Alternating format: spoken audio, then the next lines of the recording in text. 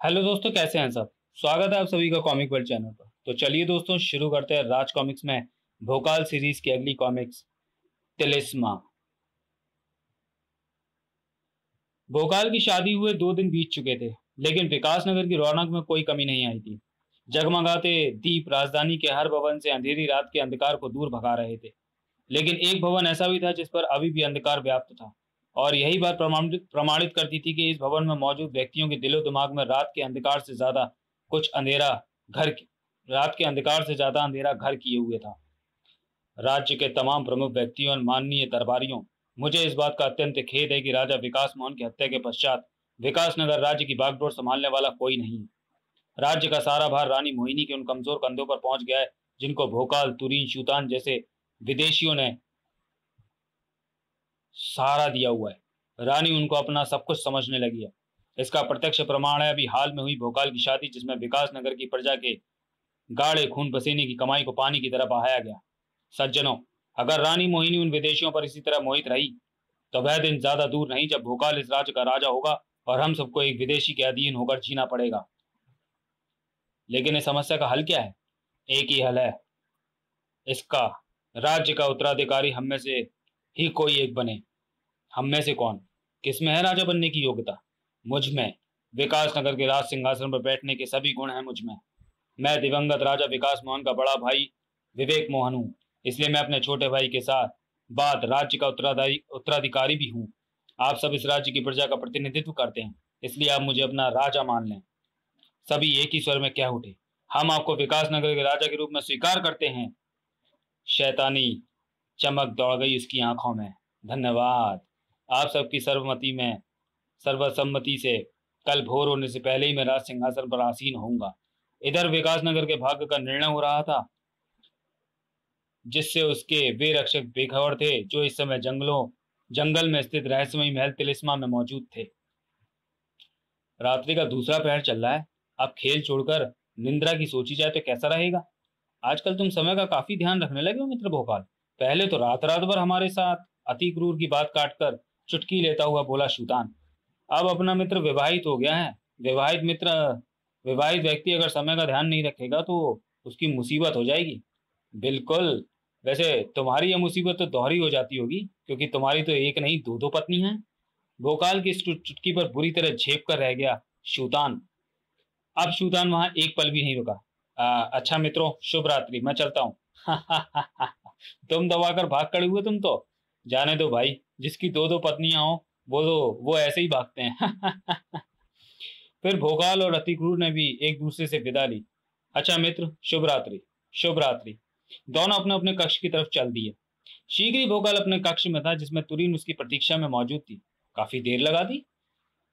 आना तो मैं जल्दी चाहता था प्रिय, परंतु ये सोचकर मित्रों के बीच बैठा रहा कि वे ये ना कहते कि तुरीन से विवाह करते ही भोकाल उसका दीवाना हो गया, जबकि वास्तविकता यही है। बुरी तरह शर्मा कर रह गई तुरीन। अरे अरे, ये क्या करते हो? छोड़िए ना।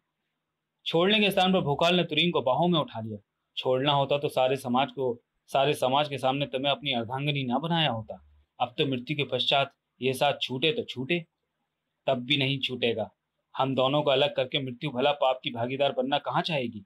हम दोनों को साथ ही ले जाना होगा उसे। फिर जल्द ही निंद्रा देवी ने तिलिस्मा में अपनी चादर फैला दी, लेकिन लड़ाकी की आंखों से नींद कोसों दूर थी। मुझे यहाँ आप कई दिन मुझे यहाँ आए कई दिन बीत चुके हैं, परंतु अभी तक उन्होंने मुझसे विधि पूर्वक विवाह करके मुझे अपनी पत्नी का अधिकार नहीं दिया। क्या वेड़ू के होते हुए ऐसा कर पाएंगे? क्या वेड़ू ऐसा होने देगी? सोचते सोचते लड़ाकी की आंखें डबडबा आईं। लगता है मेरे भाग में पति का प्रेम पाने का सौभाग्य है ही नहीं। इससे पहले भी हमारे कबीले का रूपाका नाम का वह योद्धा मेरा पति बनते बनते रह गया, जिससे मैं प्रेम करती थी। जिस दिन उससे मेरा विवाह होने वाला था, उसी दिन भयंकर कबीले का सरदार दरिंदा आ पहुंचा। कई हाथियों सा बल था उसमें। मुझे हथियाने के लिए उसने न केवल रूपाका का वध कर डाला, बल्कि हमारे कबीले को भी तहस नहस कर दिया। लेकिन मैं उससे नफरत करती थी, इसलिए मैं उससे बचकर भाग निकली, और भाग्य ने मुझे शूतान से मिलवा दिया। अपने जीवन की पिछली घटनाएं याद करके लड़ाकी के जिस्म में झुरझुरी सी दौड़ गई। उफ, कितना भयंकर था दरिंदा। अगर वो मुझे पाने में सफल हो जाता तो ना जाने वह मेरा क्या करता। मेरे बारे में सोच रही हो प्रिय लड़ाकी?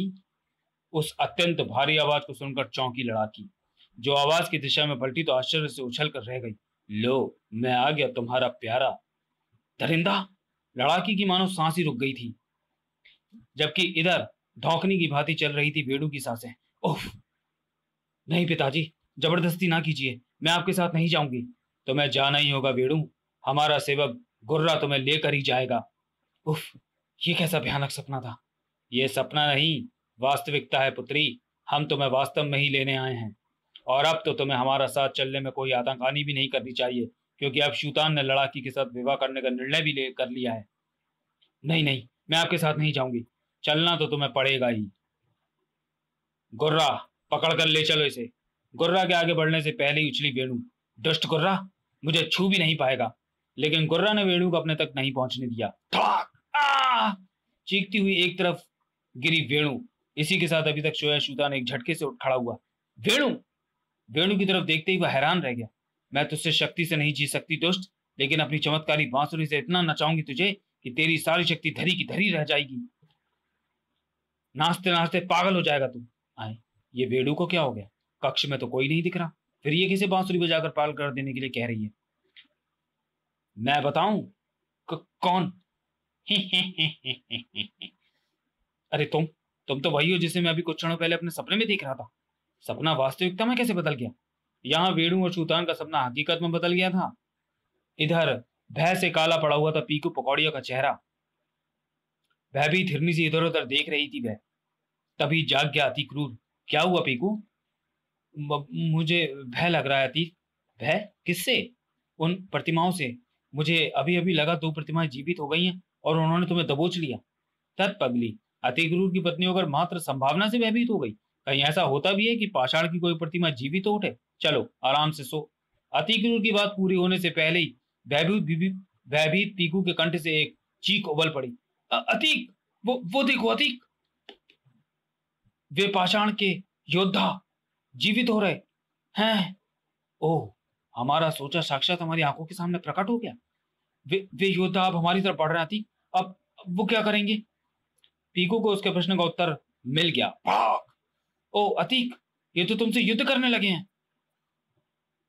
अतिक्रूर भी पीछे ना रहा। चिंता ना कर पीकू, अभी चकनाचूर किए देता हूं मैं इन्हें। अतिक्रूर ने दंतक का भीषण प्रहार किया, लेकिन आश्चर्य इस बात का है, मेरा जो दंतक पर्वतों का भी सीना फाड़ देता है, उसका उन दोनों पर कोई प्रभाव नहीं पड़ रहा। उफ! इन सबसे बेखबर भोकाल और त्रीन सर। ओह! सपने में दिखते इस दृश्य को देखते ही तुरीन एक झटके से उठ खड़ी हुई। उफ! राहत की लंबी सांस लेते हुए तुरीन ने अपने चेहरे पर उभर आए ढेर सारे पसीनों को पोंछा। ओह, शुक्र है ये सब सपना था। इस सपने ने मेरे हृदय में कुछ अजीब सी बेचैनी पैदा कर दी है। छज्जे पर जाकर कुछ देर ताजी वायु का आनंद लेने से शायद वह बेचैनी सामान्य हो। बिना कोई आहट के तुरीन छज्जे की तरफ चल दी। कुछ ही पलों में सब सामान्य हो जाएगा, इसलिए भोकाल को जगाकर उसकी नींद खराब करने से कोई लाभ नहीं। लेकिन जैसे ही तुरीन छज्जे पर पहुंची, ओ नहीं, ये सपने में दिखने वाला शैतान हकीकत में कैसे आ गया? उफ! इसने तो मुझे बुरी तरह जकड़ लिया। खुद बेबस होने के साथ ही मदद के लिए चीख पड़ी तुरीन। भोकाल, बचाओ मुझे! भोकाल की दशा देखकर तुरीन हैरान रह गई। भोकाल इस कक्ष में खड़ा हवा में हाथ पांव क्यों मार रहा है? वह मुझे इस अग्गर से बचाने आगे क्यों नहीं बढ़ता? बचाओ भोकाल! तुरीन भला क्या जानते थे कि भोकाल उसे बचाने आगे नहीं बढ़ सकता, क्योंकि वह खुद भयंकर संकट से जूझ रहा था। आश्चर्य है, तुरीन वहां पर छज्जे पर खड़ी इधर उधर हवा में हाथ पैर मारकर चिल्लाकर मुझसे मदद मांग रही है।